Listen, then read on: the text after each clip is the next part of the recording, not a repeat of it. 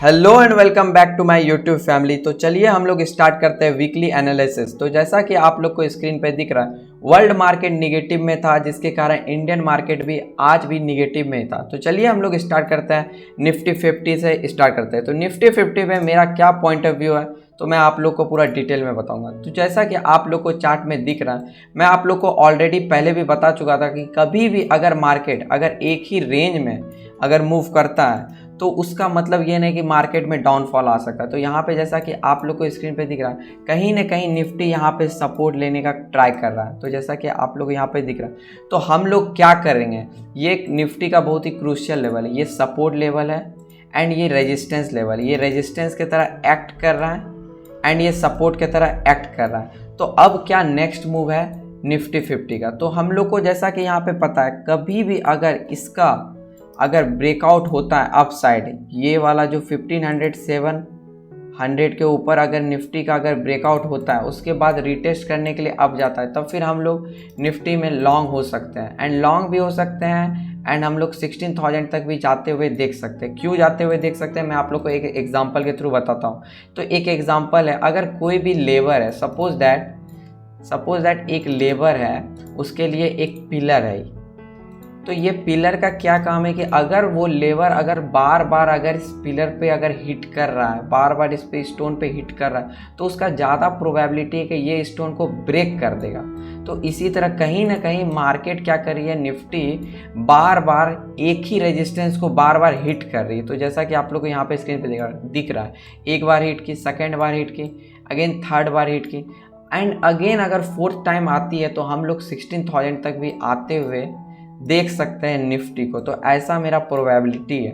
अगर निफ्टी अगर down side अगर ब्रेकआउट देती है, तब फिर हम लोग निफ्टी को 15,500 तक भी जाते हुए देख सकते हैं। तो ऐसा है एनालिसिस। तो हम लोग चलते हैं बैंक निफ्टी पे। तो निफ्टी बैंक में क्या है, तो निफ्टी बैंक भी एक ही डायरेक्शन में चल रही है। तो जैसा कि आप लोग को यहाँ पे चार्ट पे मैं आप लोग को बता रहा हूँ, तो निफ्टी बैंक में तो यहाँ पे जैसा कि आप लोग को दिख रहा है कि हर एक जो हाई है उसका टेकन आउट हो रहा है। कैसे टेकन आउट हो रहा है तो मैं आप लोग को बताता हूँ। तो ये जो ट्रेंड लाइन है, तो कहीं ना कहीं मार्केट इस ट्रेंड लाइन पे सपोर्ट ले रही है। तो आप लोग को यहाँ पे दिख रहा है कैसे सपोर्ट ली, तो ये क्या करे, ये एक सपोर्ट की तरह एक्ट कर रही है एंड अगेन ये सपोर्ट की तरह एक्ट कर रही है एंड अगेन सपोर्ट की तरह एक्ट कर रही है। तो व्हाट नेक्स्ट, इसके बाद क्या करना चाहिए हम लोग को, और यहाँ पे रेजिस्टेंस की तरह एक्ट करिए, यहाँ पे रेजिस्टेंस की तरह एक्ट करिए, यहाँ पे रेजिस्टेंस की तरह एक्ट करिए। क्या आप लोग को एक चीज़ इस चार्ट में दिख रहा है, कहीं ना कहीं मार्केट एक हाई को टेकन आउट करे, यहाँ पे इसका हाई टेकन आउट हुआ, यहाँ पे फिर अगेन कभी भी हाई को ब्रेक नहीं कर रही है। तो यहाँ पे हम लोग को एक चीज़ देखना है, अगर मार्केट इस लाइन को अगर ब्रेकआउट देती है, तो फिर हम लोग का मोमेंटम अप साइड का बन सकता है। क्यों बन सकता है, क्योंकि इसका ज़्यादा प्रोबेबिलिटी है अप साइड का जाने का। क्यों, क्योंकि अगर यहाँ पे कंसोल करेगी, फिर उसके बाद थोड़ा देर टाइम स्पेंड करेगी, तब हम लोग लॉन्ग पोजीशन जा सकते हैं। अगर इसका ट्रेंड लाइन का अगर ब्रेकआउट होता है, तब फिर रिटेस्ट के बाद फिर हम लोग सेल कर सकते हैं। क्यों सेल कर सकते हैं, क्योंकि फिर इसके बाद इसका नेक्स्ट सपोर्ट ये बन सकता है।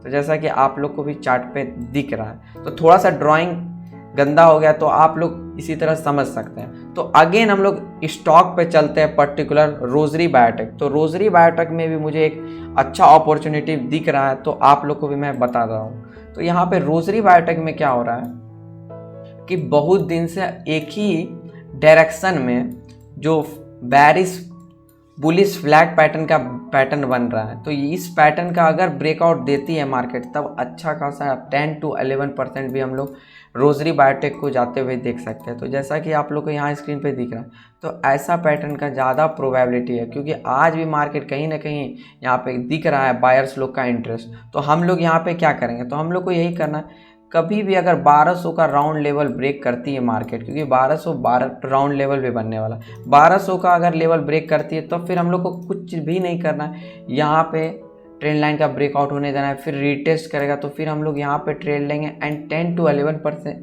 11 पॉइंट का एसएल लगाएंगे यहाँ पे। फिर हम लोग 1300 तक भी लॉन्ग जा सकते हैं, क्योंकि इसका पोटेंशियल ज़्यादा है कि जाने का, क्योंकि बार बार मार्केट एक ही ट्रेंड लाइन को हिट कर रही है, एक बार हिट की, सेकेंड बार हिट की, थर्ड टाइम हिट की, एंड अगेन अगर फोर्थ टाइम भी हिट की, अगेन फिफ्थ टाइम आती है तो इसका ज़्यादा चांसेस हो जाएगा कि ये हिट करके ब्रेक कर देगा। जैसा कि मैं आप लोगों को पहले ही एग्जांपल में दिया था, अगर कोई भी रेजिस्टेंस है, सपोज दैट अगर कोई भी रेजिस्टेंस है, अगर उसको मार्केट बार बार हिट कर रही है तो उसका ज़्यादा प्रोबेबिलिटी है कि वो ब्रेक कर दे। उसी तरह ट्रेंड लाइन में क्या होता है कि अगर कोई भी ट्रेंड लाइन को अगर बार बार हिट हो रहा है तो उसका ज़्यादा चांसेस है कि वो हिट करके ब्रेक कर देगा। एंड अगेन हम लोग चलते हैं भेल पे, भारत इलेक्ट्रॉनिक। ये बहुत ही इम्पॉर्टेंट स्टॉक है निफ्टी 50 में। तो जैसा कि आप लोग को दिख रहा है, ये वाला जो स्टॉक क्या कर रहा है, एक ही चैनल में कंसोल कर रहा है यहाँ पे। तो ये अपने सपोर्ट पे है। तो सपोर्ट पे हम लोग को कैसे ट्रेड करना, सपोर्ट पे अगर बुलिश कैंडल अगर दिखता है, अगर हायर लो का फॉर्मेशन होता है, तब फिर हम लोग लॉन्ग पोजीशन भी जा सकते हैं 200 तक बीच में, क्योंकि ये स्टॉक में पोटेंशियल बहुत ही ज़्यादा है। तो यहाँ पे रिटेस्ट करेगा, फिर अगेन हम लोग जाते हुए 200 तक भी जाते हुए देख सकते हैं, क्योंकि ये स्टॉक का पोटेंशियल बहुत ही हाई है। एंड अगेन हम लोग विप्रो में देखते हैं, तो विप्रो में भी एक बहुत ही अच्छा इंपॉर्टेंट लेवल बन रहा है। तो विप्रो मेरे लिए बहुत ही क्रूशियल एंड बहुत ही इंपॉर्टेंट स्टॉक होने वाला है इस वीक। तो जैसा कि आप लोग को दिख रहा है, तो ये स्टॉक इसलिए भी इम्पॉर्टेंट है क्योंकि इस स्टॉक में मुझे एक चीज़ अच्छा लगता है कि ये स्टॉक कंसोल करने के बाद मिनिमम 10 to 12% का मूव देता है। तो मैं आप लोगों को प्रीवियस इसका ट्रैक रिकॉर्ड दिखाता हूँ। तो जैसा कि आप लोगों को दिख रहा है, इसका प्रीवियस ट्रैक रिकॉर्ड ऐसा है। तो यहाँ पे दिख रहा है कि ये जो रेजिस्टेंस था, इसका ब्रेकआउट होने के बाद इस ट्रेंड लाइन का, तो यहाँ पे क्या किया, मार्केट डायरेक्टली अप साइड एक फ्लो में अप गई है। तो यहाँ पे अभी भी क्या करिए, मार्केट का डायरेक्शन आप लोग को समझना होगा, तभी आप लोग मार्केट में अच्छे से प्रॉफिट बना सकते हैं। तो मार्केट में हम लोग को यही देखना है कि इस ट्रेंड लाइन का अगर ब्रेकआउट होती है अप साइड, तब फिर हम लोग जाते हुए 600 तक भी देख सकते हैं विप्रो को। क्यों देख सकते हैं, क्योंकि कहीं ना कहीं ये बुलिश फ्लैग पैटर्न भी बन रहा है और यहाँ पे कहीं ना कहीं बायर सबका इंटरेस्ट भी दिख रहा है। तो इस ट्रेंड लाइन का ब्रेकआउट होना बहुत ही इंपॉर्टेंट है, तब फिर हम लोग 600 तक भी जाते हुए देख सकते हैं विप्रो को। एंड अगेन हम लोग चलते हैं भारत इलेक्ट्रॉनिक्स में।